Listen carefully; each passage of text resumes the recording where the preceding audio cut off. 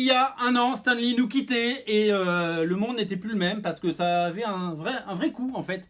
Parce que Stan Lee, évidemment, il a créé les héros qu'on aime et c'est un peu comme un grand-père, c'est-à-dire qu'il a toujours été là et voilà, c'est un repère dans nos vies. Et il nous a quittés.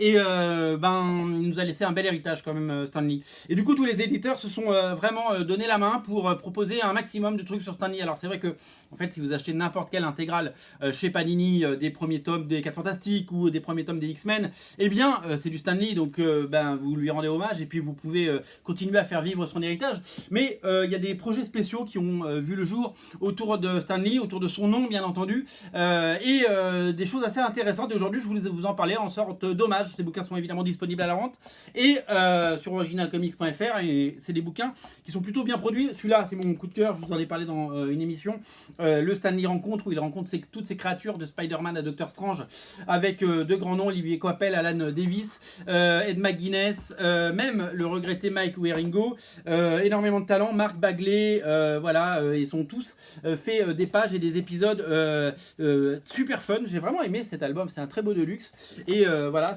ça vient de sortir et c'est une belle nouveauté.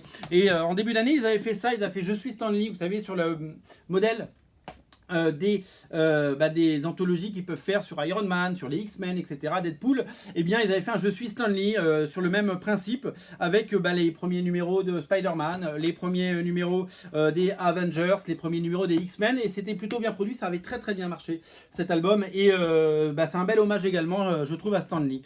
Toujours chez Panini, il y a tout le pavé, hein, le Stanley Treasury Edition, celui-là qui reprend un petit peu des éléments des deux albums dont je vous ai parlé, mais dans une édition hors norme, avec un coffret, avec un fourreau. Et ça, c'est un album qui a alors beaucoup moins bien marché parce qu'il est plus cher, mais qui, pour les collectionneurs, qui est magnifique. Et quand on monte en gamme, alors là, il y a le Taschen, le Stanley Story, voilà, le Taschen qui est là, la valisette, vous pouvez l'emmener en voyage. C'est un peu lourd, mais c'est pareil, c'est une très très belle édition. Voilà, les éditeurs ont rivalisé d'inventivité, ils se sont vraiment démarqués pour sortir des choses incroyables à la gloire et à la mémoire de Stan Lee. Voilà, c'est vraiment des très très beaux ouvrages et ça permet de faire vivre la légende. Voilà, donc tout ça c'est disponible sur originalcomics.fr.